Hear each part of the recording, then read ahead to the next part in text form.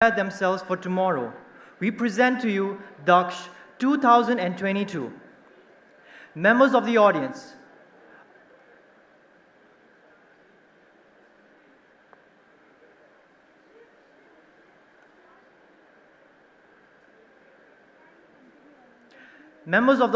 a very good morning to one and all present here.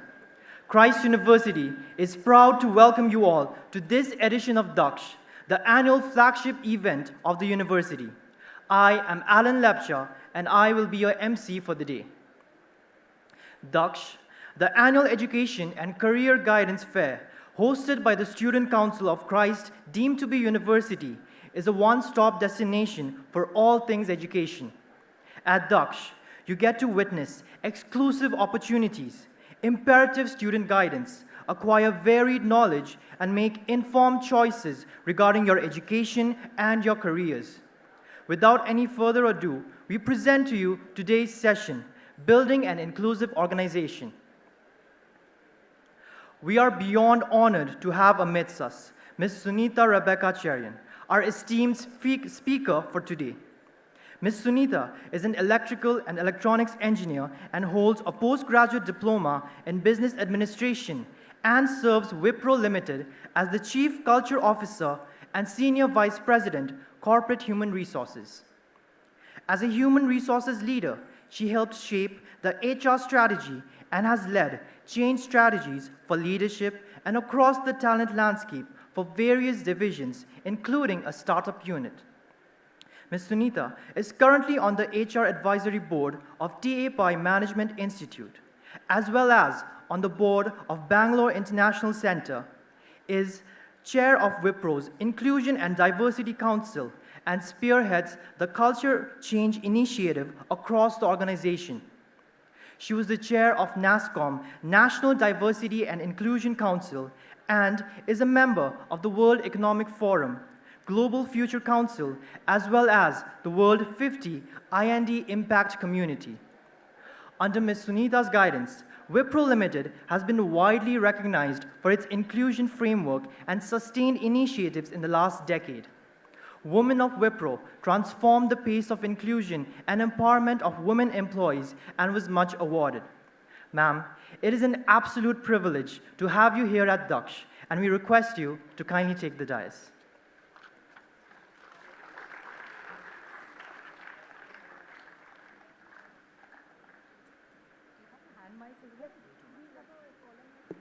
Thank you, Alan. No, I'd love a hand mic if you have. So very good morning to all of you. I know it's a little warm. Spirits are a little low. Weather's not the greatest outside. But let's have some fun in the next 45 minutes, which is the time I get to interact with you. Thank you. So I'd much rather face you than stand at the corner. I hope this is audible to all. Yeah? Good.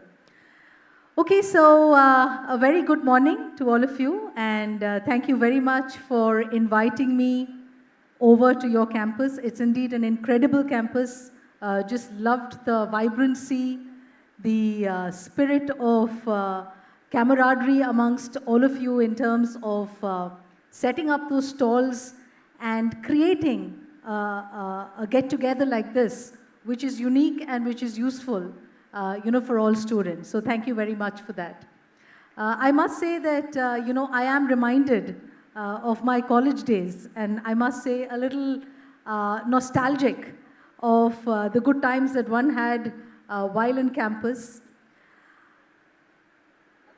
Today, what I thought I would probably cover with all of you, since most of you are at that cusp of deciding what to do with your lives, right?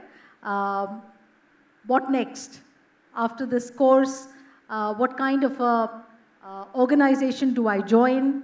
Or perhaps what kind of an entrepreneur do I become? Or maybe for a few of you, both of these are not good enough. Maybe I want to do something completely different. Maybe I just want to chill. Maybe I just want to go for a hike. Maybe I want to just, enjoy life for a couple of years before really getting into the corporate space or into an industry. And all that is perfect. So my point is, any of those choices that you make, end of the day, is absolutely fine for the simple reason that it's a choice that you make, right? So stick to the choices that you make and make the best of the choices that you have. But even before you get some ideas in terms of how to make those choices, let me go about just the fact of what kind of areas should you be careful about, especially when you have to join, say, for example, the corporate world, right? And the topic for today in terms of building an inclusive organization, and the reason why I say it's important for you to make that choice wisely is that in the midst of all these choices is also a lot of areas that you will probably get lured with, right? Companies paying 2 pennies more. Should I really go into that organization? Or do I really join an organization which is here to last and which is more purposeful and in line with what your aspirations are, right? And it's good to have aspirations because all of us come with a lot of aspirations in terms of things that we want to do, things that we want to change. And mind you, the world requires a lot of change, especially the stage at which we are in.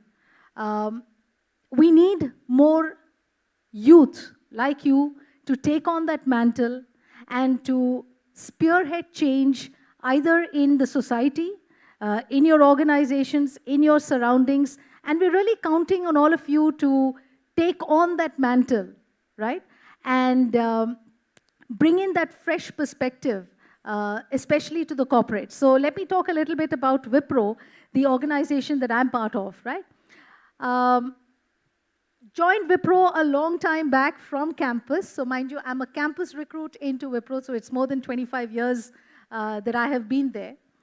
But 2-3 things that I want to highlight, which may be useful for you as you make your choices. And maybe I'll share that through some stories. So for example, the first story is I did my electrical and electronics engineering, right? And it was but natural then when Wipro came into campus that I would probably sit for the coding tests that they were doing. But one thing was clear to me that if there was a choice, and Wipro at that time did have a choice, so they said we're coming for coding, and by the way, we're also going to experiment in sales. If there are people or if there are students who have an aspiration to follow the sales path, then maybe this is another area that we will look at students for. Now, it was a choice I made for the simple reason that it meant that I let go of the choice of, or the gamble that I took of saying that let me go into an uncharted territory of trying out the sales option rather than the coding option. Because clearly, if I sat for sales, I could not sit for the coding tests, right? But as luck would have it, I managed to clear the tests. I managed to get that offer letter, and I went into sales. Now, a lot of people, including my family, was a little stumped because, who does engineering to join HR? It's not a very known career path that, not even HR, to join sales. Not a career path that you would often think of. But 2-3 things that struck me about Wipro and maybe what made me stay in the organization this long. The first, again, let me go back to a story, is when I was in sales. And I remember going for this client visit. And, there were these times when Mr. Azim Premji would also visit the clients. And, you were just a sales executive in some corners, so you probably made all the detailing about what that client had purchased from you in the last year, and the entire account dossier, etc., would be made. But what I found was, here was a company where the chairman, who was many, many, many levels above me, right? But when he had to go and visit the client, whom does he take along with him? So he takes a sales executive, and he takes a regional head along with him for that client conversation. Now, that was a big deal because that taught me a lot. That taught me a lot of respect. Because if you are the one who's been spending your time in developing that account, then when it comes to shining the torch, you should be there rather than somebody else hogging the limelight, right? So that's a lesson I learned very, very early, and even in the conversations. So the conversations were not in a fashion that, I was taken just to sit there as a wallflower, but I was taken to speak up, to make my points heard, and to have a conversation at par with what the client and the chairman was having. Now, these are angles or aspects that probably you don't think about as much when you make the choices of where to join, because there are other I would say, enticements along the way, which make you make that choice. And that's what I said, especially in today's world, and I am seeing a lot of this happening, including in the students that we try to hire into Wipro. And by the way, our campus intake is huge, right? It runs into, I think, some 30,000 odd students is what we're planning to take in this year alone. And the only point that I keep telling all of them is make that choice wisely in terms of the organization that you end up joining. Because you don't want an organization that does not respect you. You don't want an organization which does not consider you an equal, right, in those dialogues. You don't want an organization which is not inclusive. And when I say inclusive, it's not just to say, was my point heard or was I contributing in the conversation, as much as saying that inclusion from all perspectives. And here I'll probably take a minute to talk about the various aspects of diversity that we refer to, right? So it's not just about men and women, and it's good to see that there's an equal representation of both men and women in this room, which is good because it starts from here, right? We don't want any kind of a bias. We don't want any kind of discrimination happening in terms of which courses, which gender takes, and so on and so forth. So it's good to see that there is an equal representation. What is even better is that we've gone beyond just gender, right? And we've gone beyond into legs of diversity like people with disabilities. And that's an important area for us to focus on, because that's a lot of people in the, in the society who have a disability, and it is up to organizations to ensure that the workplace is inclusive. Even if you had just one person with a disability, the idea is how do you include that person in your conversations, in your day-to-day dealings, and make them a part of that team rather than having them there because you have to have them there and not really making them feel like they belong to that team. Other legs of diversity, for example, the LGBT. And mind you, all of these are pillars where we said we will actively seek, we will nurture, only when we are clear that we have our own frameworks in place. So we have a very strong, vibrant Pride community. And today we're really proud because, for those of you who don't know the strength of Wipro and what we do, so it is an IT and consulting services organization. We're talking about 220,000 plus employees. We're talking about 50 plus countries that we are today in. We have more than people from 100 plus nationalities. We have 36% plus women. We have thousands who have self-declared a disability. We have thousands who have self-declared that they are from the LGBT community. We have enough and more on the ethnicity front, especially the Black Alliance group that we have in the US.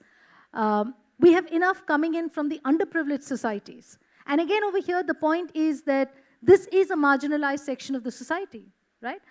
This is a group that is economically, socially challenged. So what is it that the organization can do in terms of including them as part of your overall framework, your overall family, your overall team? And for that, you have to have an organization which has a broader sense than just making money, right? And I have nothing against businesses making money. Of course, you're there to make money, right? So you do The reason for you to exist is, of course, I know that you have to have a healthy bottom line. But there is life beyond that, is my only point. And there are organizations, and it's up to each of you, when you join organizations, to ensure that life is not all about, that KRA which you had, which is on the business front, but also with a larger sense of purpose of what am I doing to contribute back to society, right? What is the larger purpose that I have? And maybe the trigger for me to stay on in Wipro for more than 25 years now is the fact that this is an organization with a larger purpose, with a larger commitment to society, with a larger, and all of us, mind you, the reason why we feel proud is to every dollar that we make, 67 cents of that goes to a good cause because it's irrevocably transferred to our foundation, right? So that means that anything that I do at Wipro today, there is a larger purpose that it's serving, which matches my own need for a job. At the same time, that job that one is doing is contributing to a larger cause. So nothing more satisfying than that. So I talked about the different pillars of diversity that we have, the fact that the reason why we kept them there again is not to say that we want just the numbers. Honestly, to me, it is not a number game. It is not a metric, right? The key is how do you build your policies and processes in a way that they are inclusive?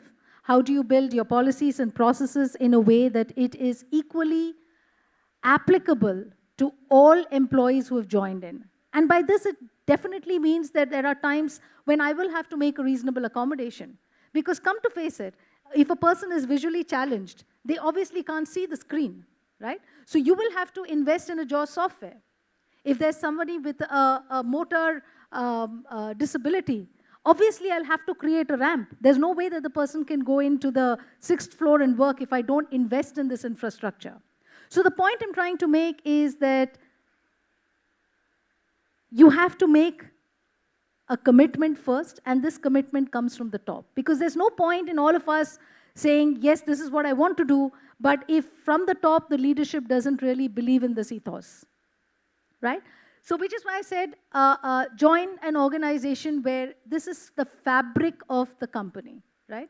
Where this is not compromised when there is a quarter of bad performance, right?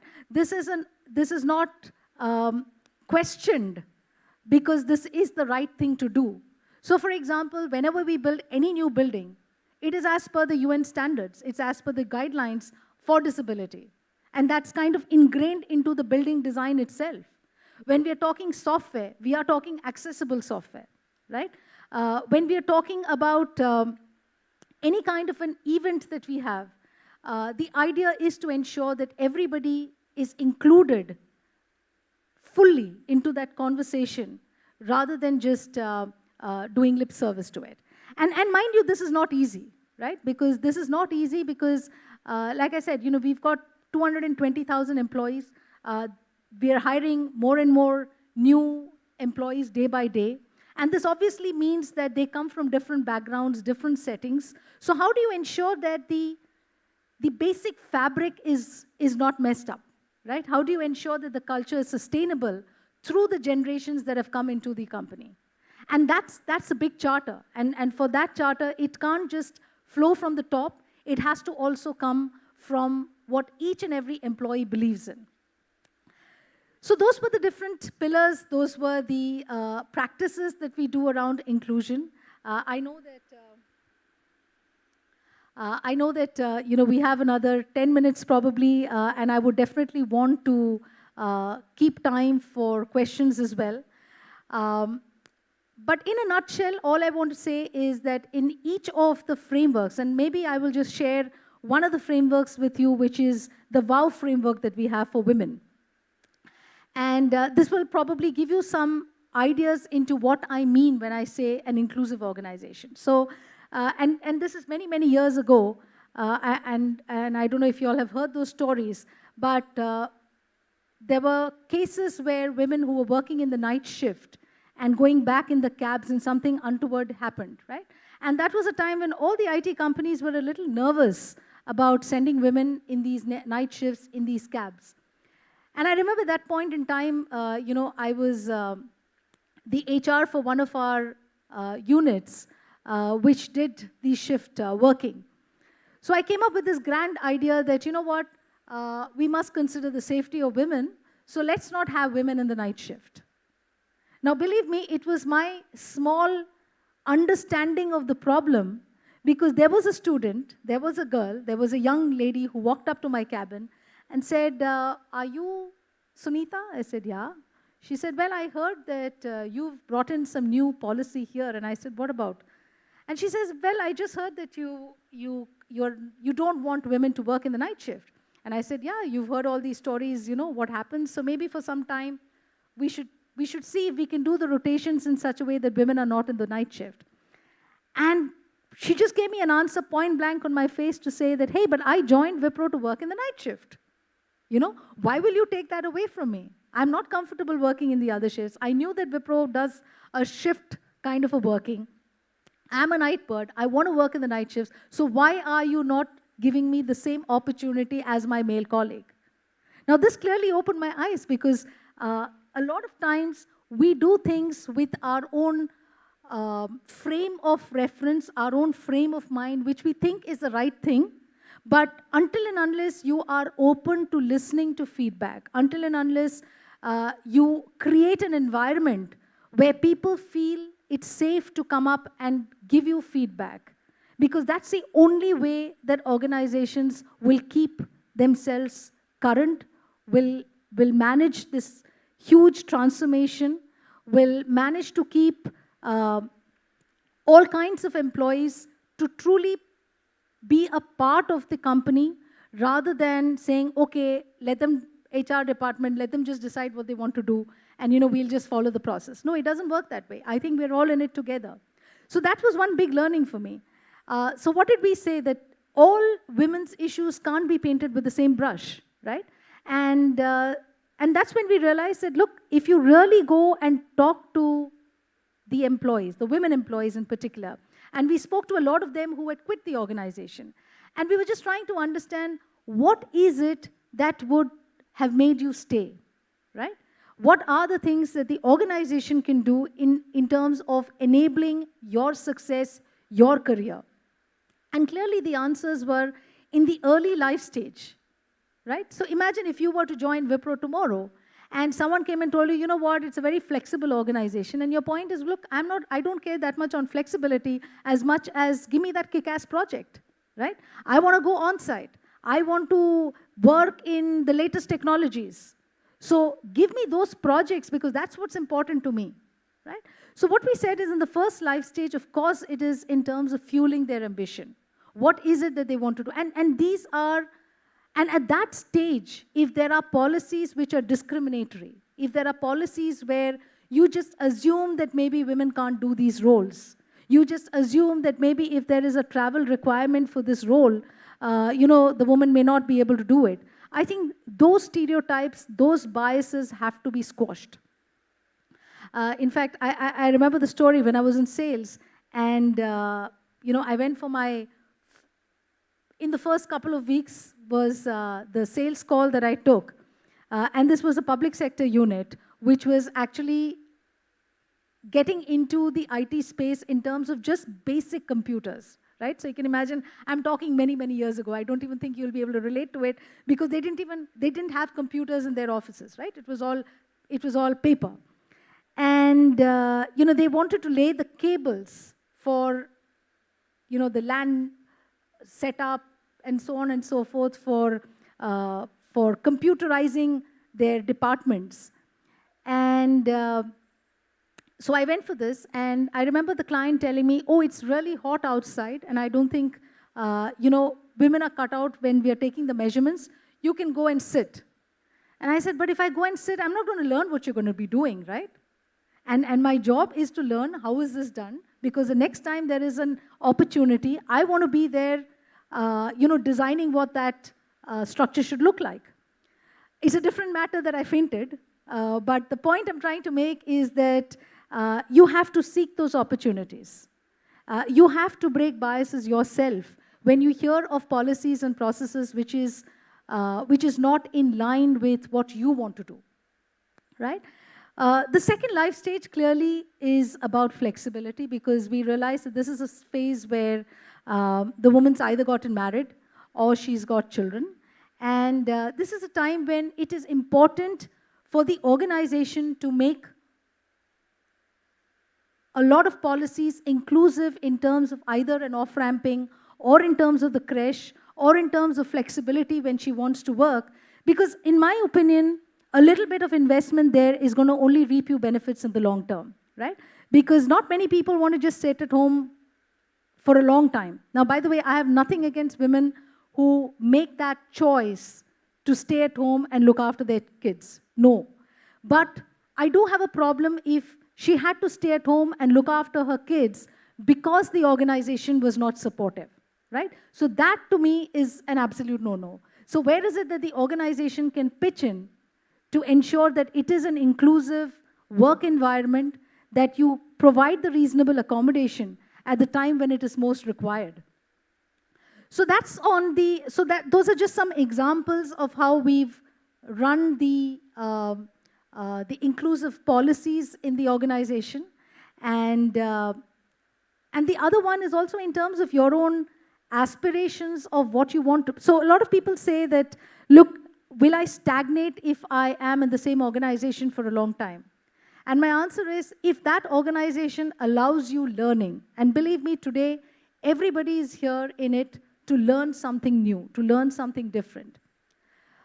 So many, many years back when I said that I wanted to move from sales to HR, for example, again, a very crazy, wild decision is what a lot of people felt.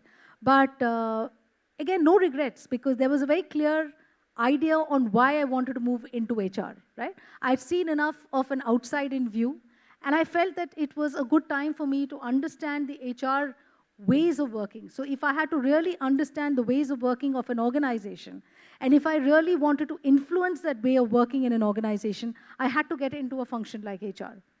And that's where I've been, and most recently moved into a role which is focused on the culture transformation for the organization. And which is important because, again, for us to stay relevant, for us to compete successfully, for us to be bold, for us to be ambitious, you have to constantly change. So programs like this, if it's giving you some nuggets of advice, of ideas, I think these kind of sessions are useful. They're important. I know a lot of you may have come in for these sessions grudgingly, but my own learning has been that any session of any kind, there will always be something that you take back which makes you think, and which makes you think hard in terms of your own career, the way you want to navigate your life, and the way you want to flourish. So with that, thank you so much for having invited me here. More than happy to take any questions that you may have.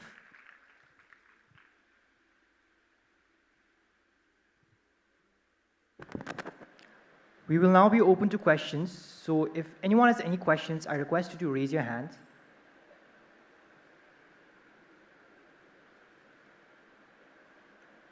There's someone at the top over there. So.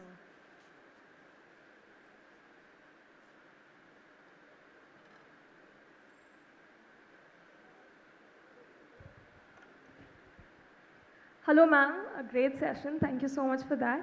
My question is on another angle of diversity and inclusion, which is sometimes called as DIBS, diversity, inclusion, and belongingness, which has been a lot talked about today at the global level. So I just want to know how practical is the application of DIBS in organizations today? Fully practical. And a lot of the examples that I talked about today. See, it's like this. If I really wanted only diversity, then maybe I will have quotas for women, I will have quotas for people with disability, I will have quotas for people from this segment, you know, people from this country. That the point is that diversity will only get you so much, right? If you really want the person to contribute to the conversations, you need to have inclusive policies. Now again, I could have inclusive ways of working, but if I don't really feel the camaraderie to contribute in it, what is making me to speak about my ideas? What is making me to feel that this is a safe space where even if I speak rubbish, I will not be taunted or I will not be, dismissed, right? I think that's important because you look at any kind of an attrition survey. Today, people, of course, there is a great resignation, there is a great reshuffle. Maybe a lot of aspects have contributed to it. But believe me, the organizations which did not focus on inclusion and belonging are losing out big time. Because employees are voting with their feet, right? Employees do feel that there is more to life than just that work, right? Do I have friends in the workplace? Today, if I were to ask myself, 25 years in this company, all my friends are friends that I built as I grew in this company, right? So that's the kind of environment that I want to be a part of when I wake up in the morning. Am I going to feel drudgery to say, oh no, another day and I have to go to work? Or am I excited? And am I excited, one, because of the quality of the work, and two, because yes, I am meeting people where I have a sense of belonging and I want to contribute and I want to have fun and I want that camaraderie. So clearly a very important aspect for organizations today. Thank you.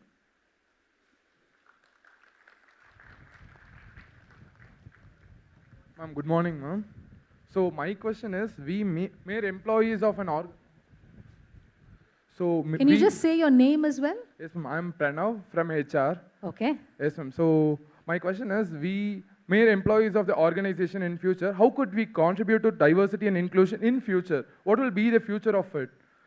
So the future of it, clearly, like for example, if you ask me on gender, a future of it is when I have equal representation in the corporates as well, right?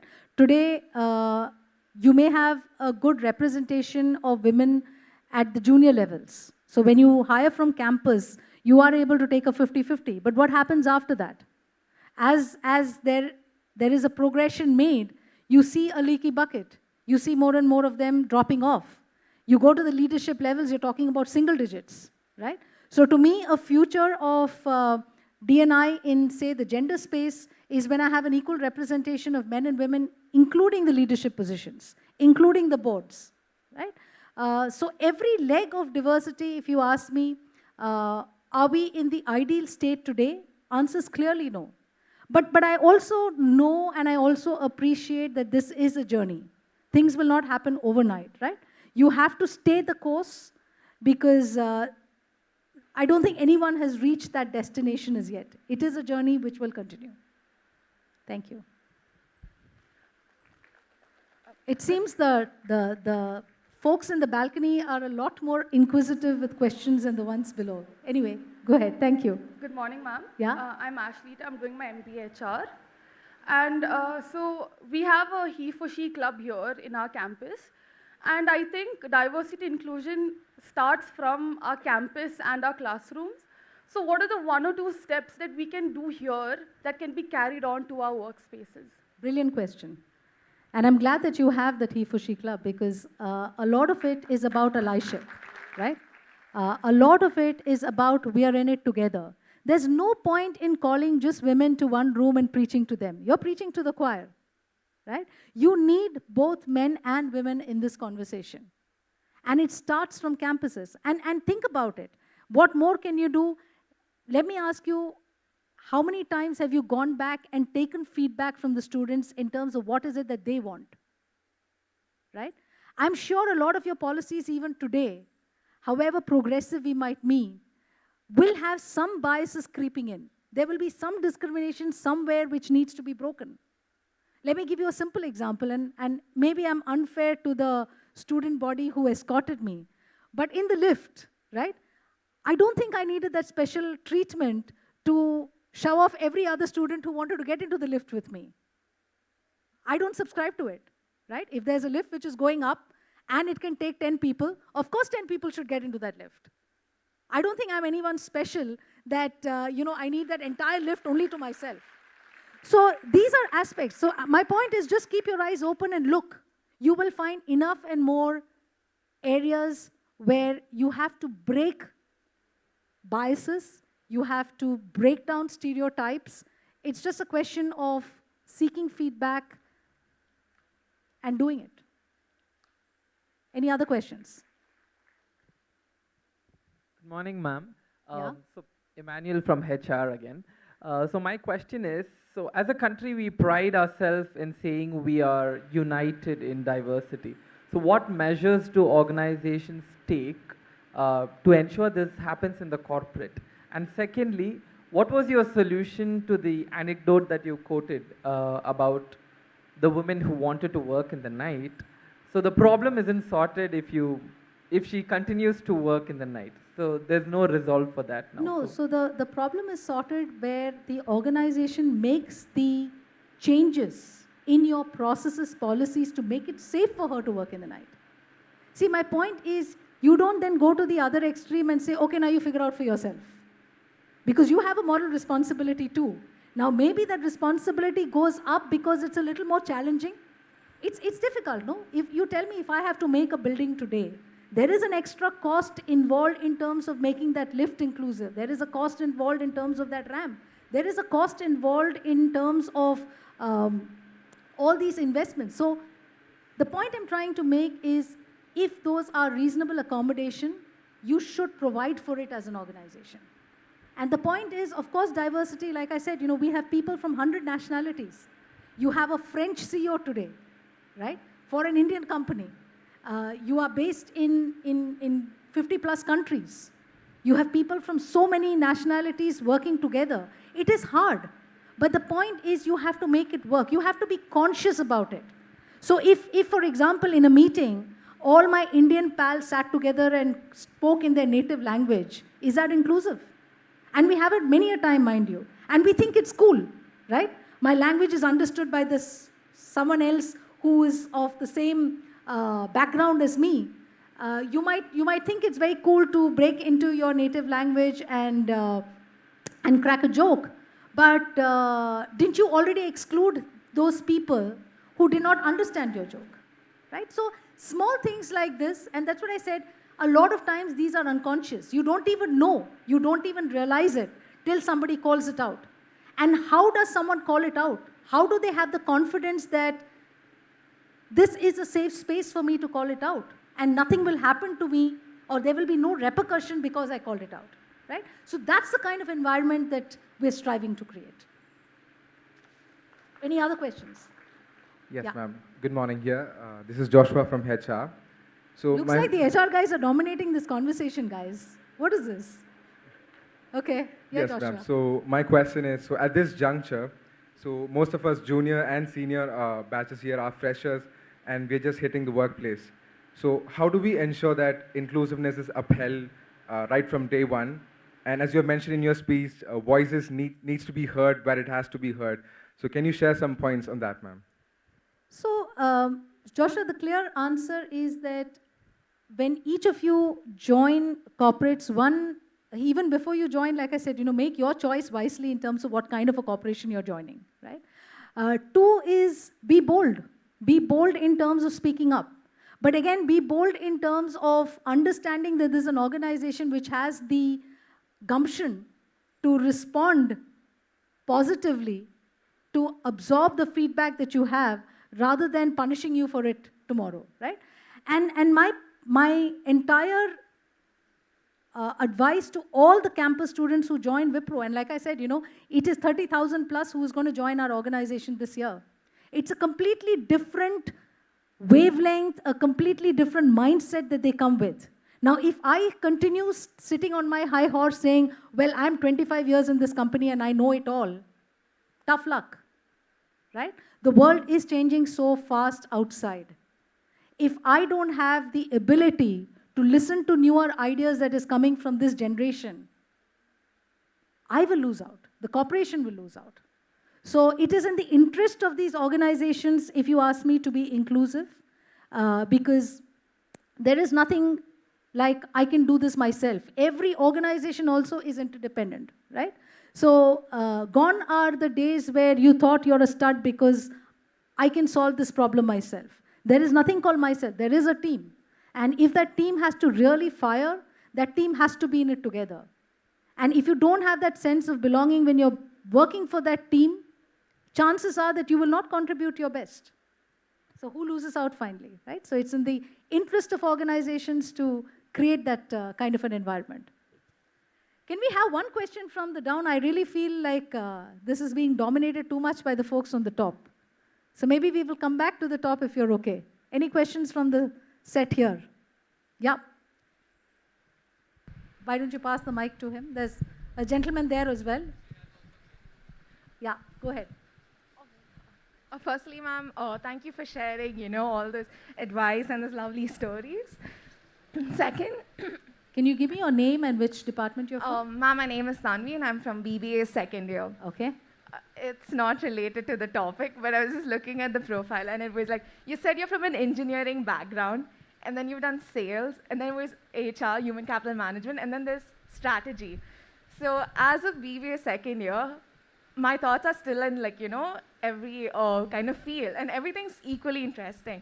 So I'm just wondering for you, coming from an engineering background, what was it that made you think that you were ready for these, completely three different fields and the shift in them? Like, there's also a learning process, I think, right, before you go into each field. So how is that shift done for you? So I told you, the first choice was simple. I didn't want coding, right? Wipro was the first company to, so like I said, there's a lot of luck. There's a lot of chance. Wipro was the first company on campus. I didn't see any other, I didn't sit through any other interviews. I was still in my 6th sem when Wipro came. And they made it very clear that we are experimenting with sales. One thing I was clear that I didn't want to do coding. So I think that choice was simple. If you don't want to do coding, then well, your only other option was to sit for the sales interview. Did I know sales? The answer is no, I didn't. But was I hungry to learn? The answer is absolutely yes. So when I walked into Wipro, obviously I was rubbing shoulders with a bunch of folks who had done MBA in sales. And maybe it was that hunger to prove that I'm equally good, that you work doubly hard, right? You work doubly hard, you made a lot of, at least being in sales, you have incentives. So, your entire focus is on how much will you make that year. It was interesting. 4 years I did that. I think I made a lot of money in those 4 years as far as the incentives were concerned. But like I said, I wanted to see a little more of what makes organizations tick. So I had got a fairly good view of outside in from a client into an organization. I felt it would round me up if I had an inside-out view, and which better function than HR to give you that exposure. So yeah, it was a crazy decision for a lot of people who heard it because they said, who the hell was, by the way, your salary actually came down because you're not making all those fancy incentives. So it's a gamble that you take because you had to give up all those incentives that you were making, make lesser money, and, but the confidence, or rather the motivation was that I knew that Wipro was a place which would take me back in case I failed here, right? And that's what I said, choose wisely, because fortunately for me, it was not so much of a choice that I made of Wipro. It happened to be Wipro because they were the first company that came. But what I learned through my years at Wipro and what I learned through the culture that kind of stood out. If you ask me as a kid joining that company, the way it treated its employees, the way I saw a lot of my leaders, the way they grew in the company, gave me the confidence that this organization has my back if I fail in this new venture, right? So I took that on, and I must say I enjoyed it. I enjoyed it to the extent of even setting up a startup HR, which I don't know whether it's written over here, but when Wipro decided to set up solar power plants, that was a completely new field that we were entering into. It had nothing to do with IT, so it was a different company that we set up. I raised my hand for that opportunity because I said there is a learning there, right? There is a learning there in terms of what it takes to set up a company from scratch. What kind of people will you hire? What kind of leaders will you have? And those are learnings which keep you going. So if people ask me, don't you get bored being in the same company for 25 years? Well, it doesn't feel like the same company because it's multiple companies kind of a feeling because of the various roles that one has done. And today, if you ask me, the biggest challenge is the culture transformation that we're doing, because you want to be a bold, ambitious, current, new organization. Now, we are 75 plus years old, right? And we have a lot of folks who are tenured. But how do you change mindsets? How do you include the ideas that come in from this generation? Because that's what keeps the organization ticking. So if you ask me, that's what's kept me going. Long answer, but that's what's kept me going for these years. Thank you. Thank you very much, ma'am. With that, we will be closing the Q&A session for today. Thank you. Thank you so much for the eye-opening session. I'm sure we all had immense learnings today. I would request Ms. Divya Sharma to kindly hand over the memento to our guests today. Thank you.